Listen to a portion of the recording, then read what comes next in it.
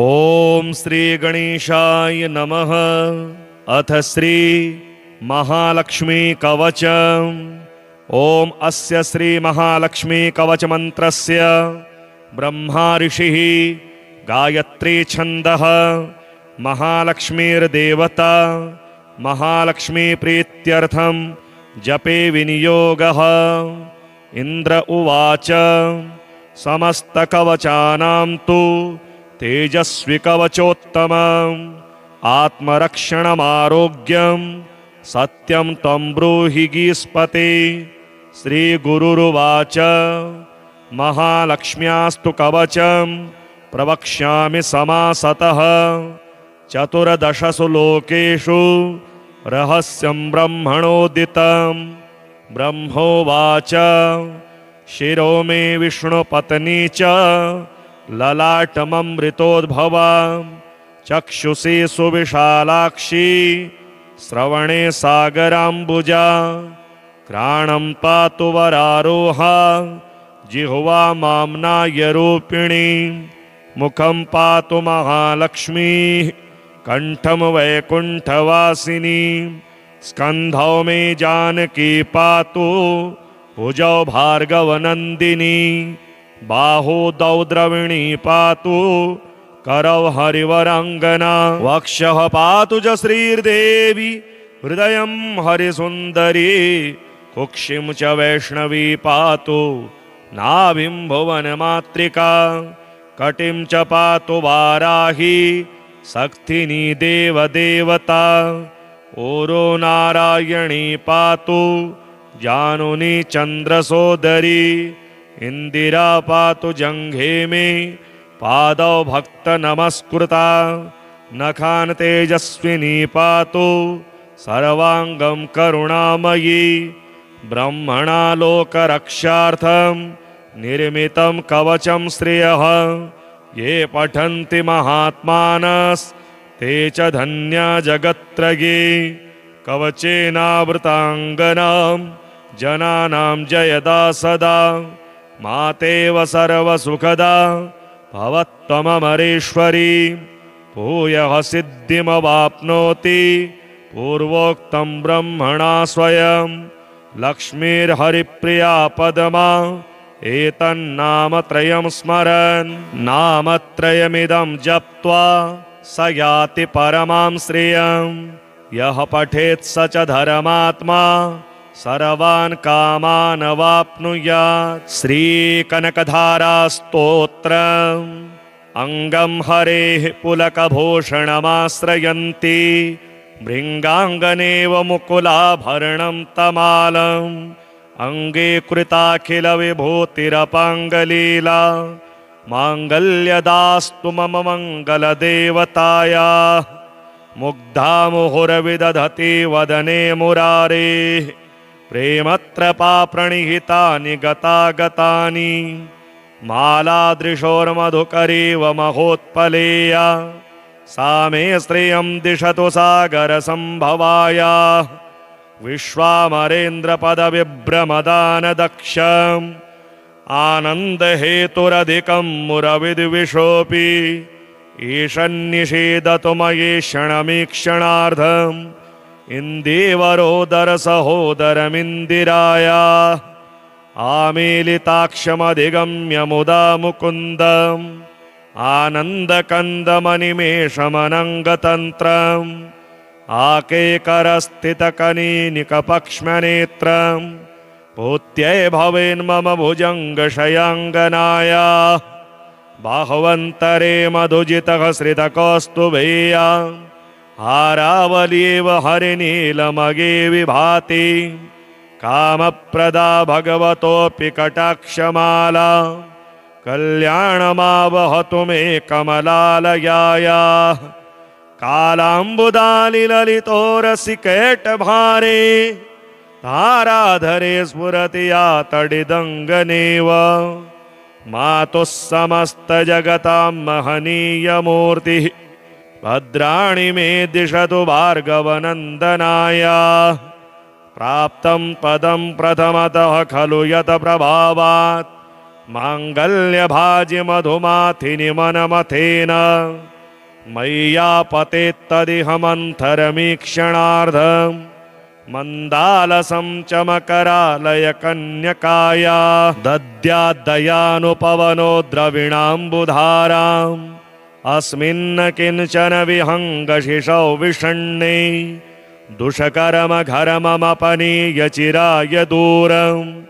नारायणप्रणयिनी नयनाम्बुवाहः इष्टाविशिष्टमतयोऽपि यया दयार्द्र दृष्ट्या त्रिविष्टपपदं सुलभं लभन्ते दृष्टिः प्रहृष्टकमलोदरदीप्तिरिष्टां पुष्टिं कृषिष्टमम पुष्करविष्टराया गीर्देवदेति गरुडध्वजसुन्दरीति शाकम्भरीति शशिशेखरवल्लभीति सृष्टिस्थितिप्रलयकेलिसुसंस्थितायै तस्यै नमस्त्रिभुवनेकगुरोस्तरुण्यै श्रुत्यै नमोऽस्तु शुभकर्मफलप्रसूत्यै रत्यै नमोऽस्तु रमणीयगुणार्णवायै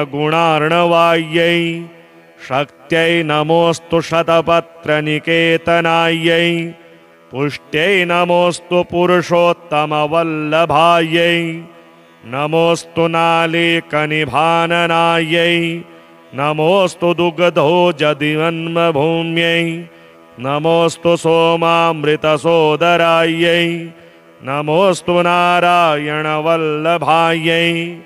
सम्पदकराणि सकलेन्द्रियनन्दनानि साम्राज्यदानवविभानि सरोरुहाक्षि त्वदवन्दनानि दुरिताहरणोद्यतानि मामेव मातरनिशं कलयन्तु मान्ये यदकटाक्षसमुपासनाविधि सेवकस्य सकलार्थसम्पदः संतनोति वचनाङ्गमानसे त्वां मुरारिहृदयेश्वरीं भजे सरिसजनिलगे सरोजहस्ति धवलतमांशुकगन्धमाल्यशोभे भगवति हरिवल्लभे मनोज्ञे त्रिभुवनभूतिकरिप्रसीद मह्यम् दिग्गस्तिभिः कनककुम्भमुखावसृष्टा स्वरवाहिनी विमलचारुजलप्लुताङ्गीं प्रातरनमामि जगतां जननीमशेष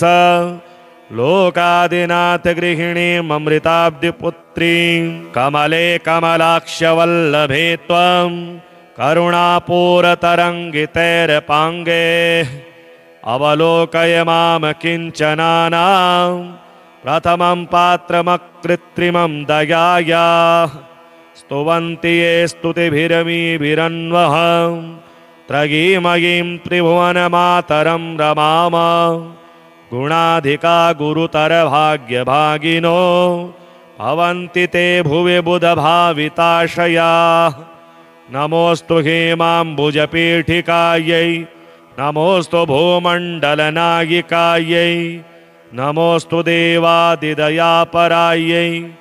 नमोऽस्तु शार्ङ्गायुधवल्लभायै नमोऽस्तु देव्यै भृगुनन्दनायै नमोऽस्तु विष्णोरुरसिस्थितायै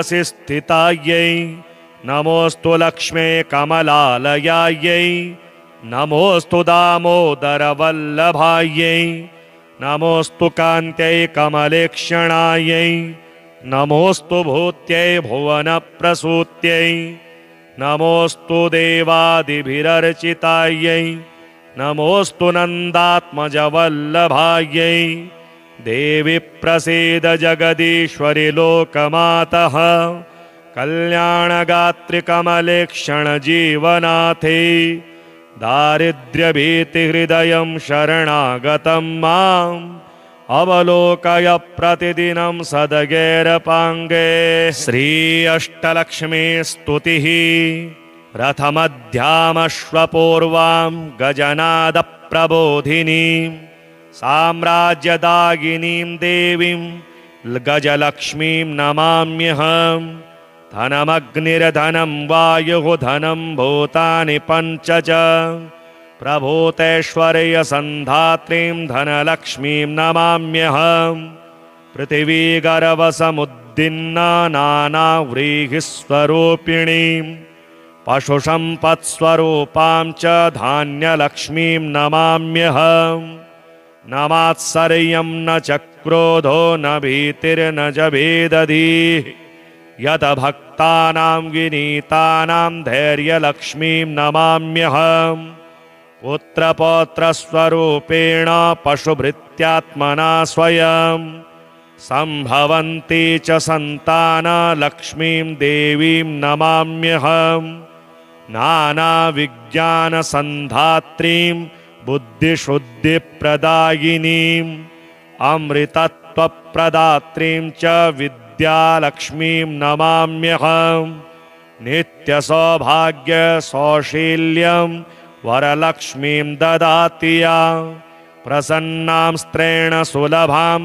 आदिलक्ष्मीं नमाम्यहम् सर्वशक्तिस्वरूपां च सर्वसिद्धिप्रदायिनीं सर्वेश्वरीं श्रीविजय लक्ष्मीं देवीं नमाम्यहम् अष्टलक्ष्मीं समाहार स्वरूपां तां हरिप्रियां मोक्षलक्ष्मीं महालक्ष्मीं सर्वलक्ष्मीं नमाम्यहम् दारिद्र्यदुःखहरणं समृद्धिमपि सम्पदां सच्चिदानन्दपूर्णत्वम् अष्टलक्ष्मीस्तुतेर्भवेत् ऋग्वेदोक्तपितृसूक्तम् उदीरतामवर उत्परास उन्मध्यमाः पितरः सोम्यासः असुम्य ईयुरवकृकारितज्ञास्ति नोवन्तु पितरो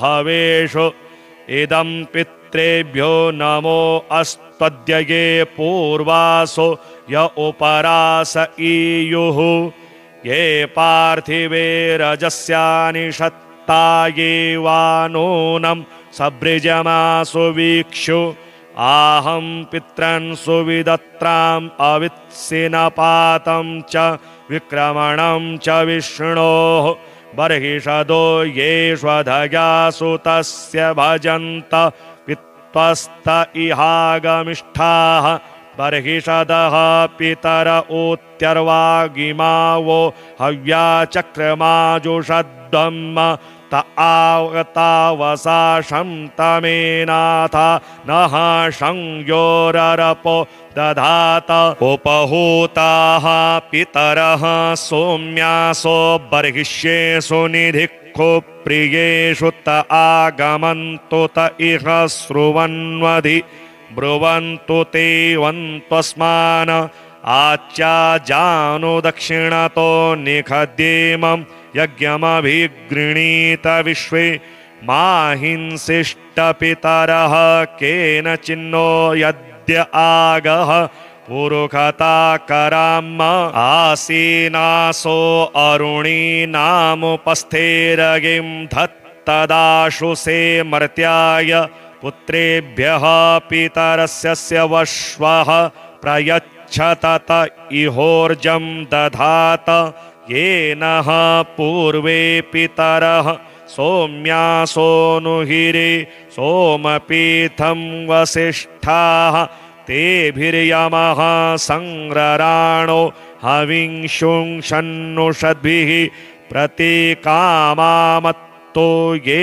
तात्रिषुर्देवत्रा जेहमाना होत्राविदः स्तोतमतष्टासो अर्कैः आग्नेयाहि सुविदत्रेभिरर्वाङ्गसत्यैः कव्यैः पितृभिर्घर्मसद्भिः ये सत्यासो हविरदो हविष्पा इन्द्रेण देवैः सरथं दधानाः आग्नेयाहि सहस्रं देववन्देः परेः पूर्वेः पितृभिर्घर्मसद्भिः अग्निस्वात्ताः पितर एह गच्छत सदः सदः सदत सुप्रणीतयः अत्ताः विंशि प्रयतानि वर्हिष्यथ रगिं सर्ववीरं दधातन त्वमग्न ईलितो जातवेदो वाड्यव्यानि सुरभीणि कृत्वि प्रादाः पितृभ्यः स्वधया ते अक्षन्नद्वित्वं देव प्रयता हविंखि ये चेह पितरो ये च नेहयांश्च विद्मया ऊचन प्रविद्मत्वं वेत्थयति ते जातवेदः स्वधाभिर्यज्ञं सुकृतं जुषस्व ये अग्निदग्धा ये अनग्निदग्धा मध्ये दिवः स्वधया मादयन्ते तेभिः स्वरालसुनीतिमेतां यथा वशं तन्वं कल्पयस्व। अथ श्रीसूक्तम्। ॐ हिरण्यवर्णां हरिणीं सुवर्णरजतस्रजां चन्द्रां हिरणमयीं लक्ष्मीं जातवेदोऽम आवह ताम आवह जातवेदो लक्ष्मीमनपगामिनीं यस्यां हिरण्यं विन्देयं गामश्वं पुरुषानः अश्वपूर्वां रथमध्यां हस्तिनादप्रबोधिनीं श्रियं देवीमुपह्वगे श्रीर्मा देवीरजुषतां कांसोऽस्मितां हिरण्यप्रकारामार्द्रां ज्वलन्तीं तृप्तां तर्पयन्तीं पद्मे स्थितां पद्मवर्णां तामिहोपह्वगे श्रियं चन्द्रां प्रभासां यशसा ज्वलन्तीं श्रियं लोके देवजुष्टामुदारां तां पद्मिनीमीं शरणमहं प्रपद्ये अलक्ष्मीर्मे नश्यतां त्वां वृणे आदित्यवर्णे तपसोऽधिजातो वनस्पतिस्तव वृक्षोऽथ बिल्वः तस्य फलानि तपसानुदन्तो मायान्तरायाश्च बाह्या अलक्ष्मीः उपैतो मां देवसखः कीर्तिश्च मणिना सह प्रादुर्भूतोऽस्मि राष्ट्रेऽस्मिन् कीर्तिमृद्धिं ददातु मे श्रुतपिपासामलां ज्येष्ठामलक्ष्मीं नाशयाम्यहम् अभूतिमसमृद्धिं च सर्वां निर्णुद मे गृहात् गन्धद्वारां दुरादर्शां नित्यपुष्टाङ्करीषिणीम् ईश्वरीं सर्वभूतानां तामिहोपह्वये श्रियं मनसः काममाकोतिं वाचः सत्यमशीमहि पशूनां रूपमन्नस्य मयि श्रीः श्रयतां यशः करदमेन प्रजाभूता मयि सम्भव करदम श्रियं वासय मे कुले मातरं पद्ममालिनीम् आपः सृजन्तु स्निग्धानि चिक्लीता वसमे गृही निच देवीं मातरं श्रियं वासय मे कुले आर्द्रां पुष्किरिणीं पुष्टिं पिङ्गलां पद्ममालिनीं चन्द्रां हिरणमयीं लक्ष्मीं जातवेदो म आवह आर्द्रां यः कर्णीं यष्टिं सुवर्णां हेममालिनीं सूर्यां हिरणमयीं लक्ष्मीं जातवेदो म आवह तां म आवह जातवेदो लक्ष्मीमनपगामिनीं यस्यां हिरण्यं प्रभूतं गावो दास्योऽस्वान् विन्देयं पुरुषानः यः शुचिः प्रयतो भूत्वा जुहुयादाज्यमन्वः सूक्तं पञ्चदशरचं च श्रीकामः सततं जपेत्। ॐ अस्य श्रीमहालक्ष्मी कवचमन्त्रस्य ब्रह्मा ऋषिः गायत्री छन्दः महालक्ष्मीर्देवता महालक्ष्मी प्रीत्यर्थं जपे विनियोगः। इन्द्र उवाच समस्तकवचानां तु तेजस्वी कवचोत्तमम् आत्मरक्षणमारोग्यं सत्यं त्वं ब्रूहि गीस्पते। श्रीगुरुरुवाच महालक्ष्म्यास्तु कवचं प्रवक्ष्यामि समासतः चतुर्दशसु लोकेषु रहस्यं ब्रह्मणोदितं। ब्रह्मोवाच शिरो मे विष्णुपत्नी च ललाटममृतोद्भवा। चक्षुषी सुविशालाक्षी श्रवणे सागराम्बुजा। घ्राणं पातु वरारोहा जिह्वा माम्नायरूपिणी। मुखं पातु महालक्ष्मी कंठं वैकुंठवासिनी। स्कन्धौ मे जानकी पातु भुजौ भार्गवनन्दिनी। बाहौ द्वौ द्रविणी पातु करौ हरिवराङ्गना। वक्षः पातु च श्रीर्देवी हृदयं हरिसुन्दरी। कुक्षिं च वैष्णवी पातु नाभिं भुवनमातृका। कटिं च पातु वाराही शक्तिनी देवदेवता। ओरो नारायणी पातु जानुनी चन्द्रसोदरी। इंदिरा पातु जंघे मे पादौ भक्तनमस्कृता। नखान् तेजस्विनी पातु सर्वांगं करुणामयी। ब्रह्मणा लोकरक्षार्थं निर्मितं कवचं श्रियः। ये पठन्ति महात्मानस्ते च धन्या जगत्त्रये। कवचेनावृताङ्गनां जनानां जयदा सदा। मातेव सर्वसुखदा भवत्वममरेश्वरी। भूयः सिद्धिमवाप्नोति पूर्वोक्तं ब्रह्मणा स्वयं। लक्ष्मीर्हरिप्रिया पदमा एतन्नामत्रयं स्मरन्। नामत्रयमिदं जप्त्वा स याति परमां श्रियं। यः पठेत् स च धर्मात्मा सर्वान् कामान् अवाप्नुयात्। श्रीकनकधारास्तोत्रम् अङ्गं हरेः पुलकभूषणमाश्रयन्ति। भृङ्गाङ्गनेव मुकुलाभरणं तमालम्।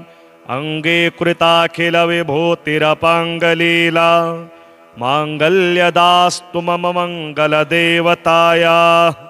मुग्धा मुहुर्विदधति वदने मुरारेः। प्रेमत्रपा प्रणिहितानि गतागतानि। मालादृशोर्मधुकरीव महोत्पलेया। सा मे श्रियं दिशतु सागरसम्भवायाः। विश्वामरेन्द्रपदविभ्रमदानदक्षम् आनन्दहेतुरधिकं मुरविद्विषोऽपि। ईशन्निषेदतु मयि क्षणमीक्षणार्धम्। इन्दीवरोदरसहोदरमिन्दिरायाः। आमीलिताक्षमधिगम्य मुदा मुकुन्दम्। आनन्दकन्दमनिमेषमनङ्गतन्त्रम्। आकेकरस्थितकनीनिकपक्ष्मनेत्रम्। भूत्यै भवेन्मम भुजङ्गशयाङ्गनायाः। बाह्वन्तरे मधुजितः श्रितकौस्तुभेया। हारावलीव हरिनीलमगे विभाति। कामप्रदा भगवतोऽपि कटाक्षमाला। कल्याणमावहतु मे कमलालयायाः। कालाम्बुदालिललितोरसिकेटभारे। ताराधरे स्फुरति या तडिदङ्गनेव। मातुः समस्तजगतां महनीयमूर्तिः। भद्राणि मे दिशतु भार्गवनन्दनायाः। प्राप्तं पदं प्रथमतः खलु यत प्रभावात्। माङ्गल्यभाजि मधुमाथिनि मनमथेन। मय्यापतेत्तदिह मन्थरमीक्षणार्धम्। मन्दालसं चमकरालय कन्यकाया। दद्याद्दयानुपवनो द्रविणाम्बुधाराम्। अस्मिन्न किञ्चन विहङ्गशिशौ विषण्णे। दुष्कर्मघर्ममपनीय चिराय दूरम्। नारायणप्रणयिनी नयनाम्बुवाहः। इष्टाविशिष्टमतयोऽपि यया दयार्द्र। दृष्ट्या त्रिविष्टपपदं सुलभं लभन्ते। दृष्टिः प्रहृष्टकमलोदरदीप्तिरिष्टां। पुष्टिं कृषिष्ट मम पुष्करविष्टराय गीर्देवदेति गरुडध्वजसुन्दरीति शाकम्भरीति शशिशेखरवल्लभीति सृष्टिस्थितिप्रलयकेलिसुसंस्थितायै तस्यै नमस्त्रिभुवनेकगुरोस्तरुण्यै श्रुत्यै नमोऽस्तु शुभकर्मफलप्रसूत्यै रत्यै नमोऽस्तु रमणीयगुणार्णवायै शक्त्यै नमोऽस्तु शतपत्रनिकेतनायै पुष्ट्यै नमोऽस्तु पुरुषोत्तमवल्लभायै नमोऽस्तु नालीकनिभाननायै नमोऽस्तु दुग्धोजदिवन्मभूम्यै नमोऽस्तु सोमामृतसोदरायै नमोऽस्तु नारायणवल्लभायै सम्पदकराणि सकलेन्द्रियनन्दनानि साम्राज्यदानवविभानि सरोरुहाक्षि त्वदवन्दनानि दुरिताहरणोद्यतानि मामेव मातरनिशं कलयन्तु मान्ये यदकटाक्षसमुपासनाविधि सेवकस्य सकलार्थसम्पदः संतनोति वचनाङ्गमानसे त्वां मुरारिहृदयेश्वरीं भजे सरिसजनिलगे सरोजहस्ति धवलतमांशुकगन्धमाल्यशोभे भगवति हरिवल्लभे मनोज्ञे त्रिभुवनभूतिकरिप्रसीद मह्यं दिग्गस्तिभिः कनककुम्भमुखावसृष्टा स्वरवाहिनी विमलचारुजलप्लुताङ्गीं प्रातरनमामि जगतां जननीमशेष लोकादिनाथगृहिणीममृताब्धिपुत्रीं कमले कमलाक्षवल्लभे त्वं करुणापूरतरङ्गितैरपाङ्गे अवलोकय माम किञ्चनानां प्रथमं पात्रमकृत्रिमं दयाया स्तुवन्ति ये स्तुतिभिरमीभिरन्वहं त्रयीमयीं त्रिभुवनमातरं रमाम गुणाधिका गुरुतरभाग्यभागिनो भवन्ति ते भुवि बुधभाविताशया नमोऽस्तु हेमाम्बुजपीठिकायै नमोऽस्तु भूमण्डलनायिकायै नमोऽस्तु देवादिदयापरायै नमोऽस्तु शार्ङ्गायुधवल्लभायै नमोऽस्तु देव्ये भृगुनन्दनायै नमोऽस्तु विष्णोरुरसिस्थितायै नमोऽस्तु लक्ष्मे कमलालयायै नमोऽस्तु दामोदरवल्लभायै नमोऽस्तु कान्त्यै कमलेक्षणायै नमोऽस्तु भूत्यै भुवनप्रसूत्यै नमोऽस्तु देवादिभिरर्चितायै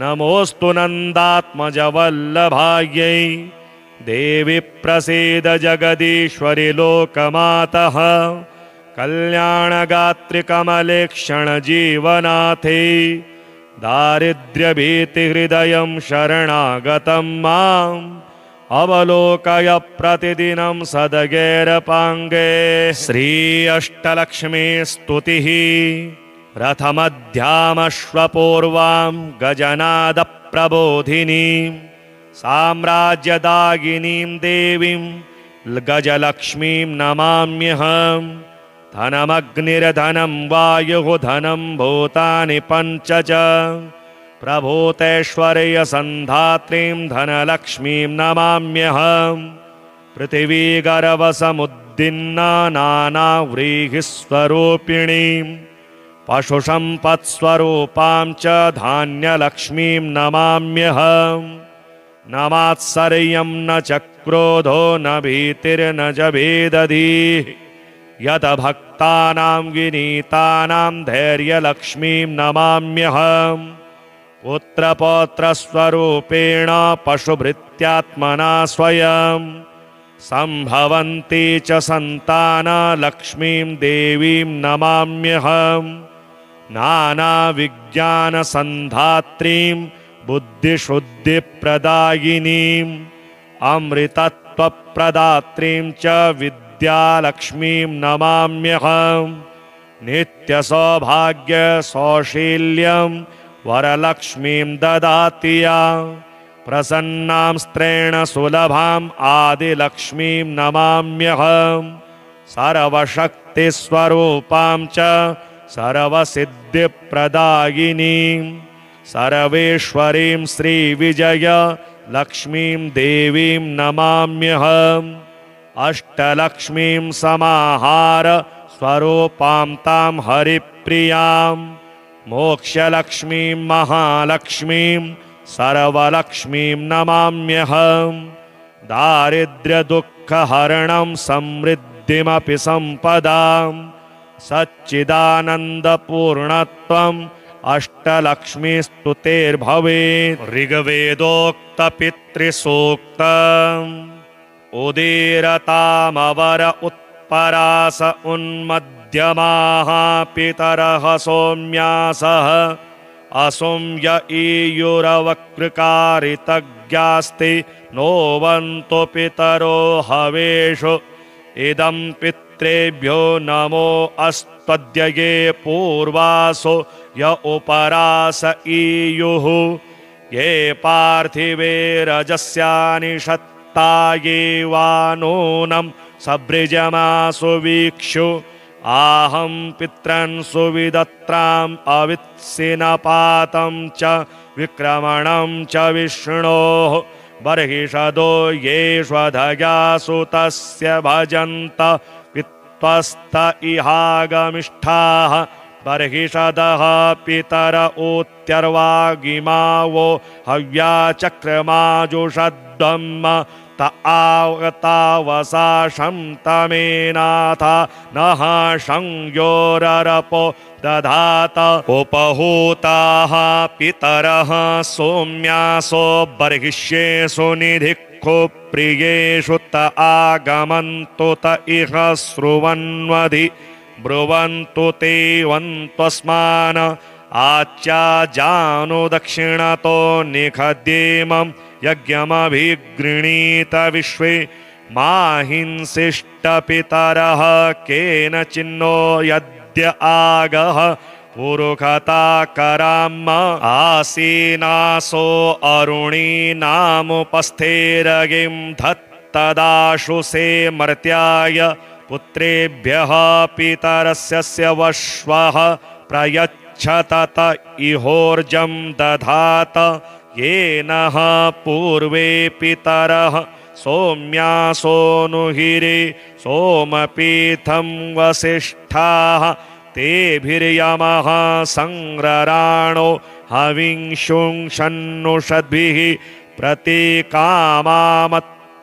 ये तात्रिषुर्देवत्रा जेहमाना होत्राविदः स्तोतमतष्टासो अर्कैः आग्नेया हि सुविदत्रेभिरर्वाङ्गसत्यैः कव्यैः पितृभिर्घर्मसद्भिः ये सत्यासो हविरदो हविष्पा इन्द्रेण देवैः सरथं दधानाः आग्नेयागि सहस्रं देववन्देः परेः पूर्वेः पितृभिर्घर्मसद्भिः अग्निस्वात्ताः पितर एह गच्छत सदः सदः सदत सुप्रणीतयः अत्ताः विंशि प्रयतानि वर्हिष्यथ रगिं सर्ववीरं दधातन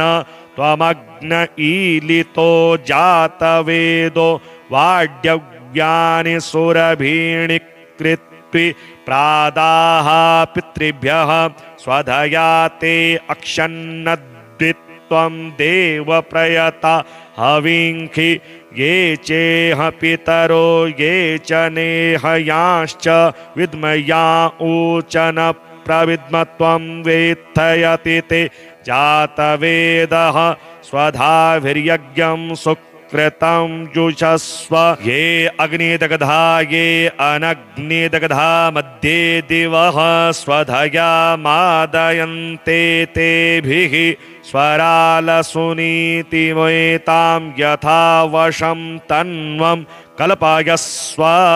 अथ श्रीसूक्तम्। ॐ हिरण्यवर्णां हरिणीं सुवर्णरजतस्रजां चन्द्रां हिरणमयीं लक्ष्मीं जातवेदोम आवह। ताम आवह जातवेदो लक्ष्मीमनपगामिनीं यस्यां हिरण्यं विन्देयं गामश्वं पुरुषानः। अश्वपूर्वां रथमध्यां हस्तिनादप्रबोधिनीं श्रियं देवीमुपह्वगे श्रीर्मा देवीरजुषतां। कांसोऽस्मितां हिरण्यप्रकारामार्द्रां ज्वलन्तीं तृप्तां तर्पयन्तीं पद्मे स्थितां पद्मवर्णां तामिहोपह्वगे श्रियम्। चन्द्रां प्रभाषां यशसा ज्वलन्तीं श्रियं लोके देवजुष्टामुदारां तां पद्मिनीमीं शरणमहं प्रपद्ये। अलक्ष्मीर्मे नश्यतां त्वां वृणे आदित्यवर्णे तपसोऽधिजातो वनस्पतिस्तव वृक्षोऽथ बिल्वः। तस्य फलानि तपसा नुदन्तो मायान्तरायाश्च बाह्या अलक्ष्मीः। उपैतु मां देवसखः कीर्तिश्च मणिना सह। प्रादुर्भूतोऽस्मि राष्ट्रेऽस्मिन् कीर्तिमृद्धिं ददातु मे। श्रुतपिपासामलां ज्येष्ठामलक्ष्मीं नाशयाम्यहम्। अभूतिमसमृद्धिं च सर्वां निर्णुद मे गृहात्। गन्धद्वारां दुरादर्शां नित्यपुष्टां करीषिणीम् ईश्वरीं सर्वभूतानां तामिहोपह्वये श्रियम्। मनसः काममाकोतिं वाचः सत्यमशीमहि पशूनां रूपमन्नस्य मयि श्रीः श्रयतां यशः। करदमेन प्रजा भूता मयि सम्भव करदम। श्रियं वासय मे कुले मातरं पद्ममालिनीम्। आपः सृजन्तु स्निग्धानि चिक्लीता वसमे गृहे। निच देवीं मातरं श्रियं वासय मे कुले। आर्द्रां पुष्किरिणीं पुष्टिं पिङ्गलां पद्ममालिनीम्। चन्द्रां हिरणमयीं लक्ष्मीं जातवेदोम आवह। आर्द्रां यः कर्णीं यष्टिं सुवर्णां हेममालिनीं। सूर्यां हिरणमयीं लक्ष्मीं जातवेदोम आवह। ताम आवह जातवेदो लक्ष्मीमनपगामिनीं। यस्यां हिरण्यं प्रभूतं गावो दास्योऽस्वान् विन्देयं पुरुषानः। यः शुचिः प्रयतो भूत्वा जुहुयादाज्यमन्वः। सूक्तं 15 च श्रीकामः सततं जपेत्।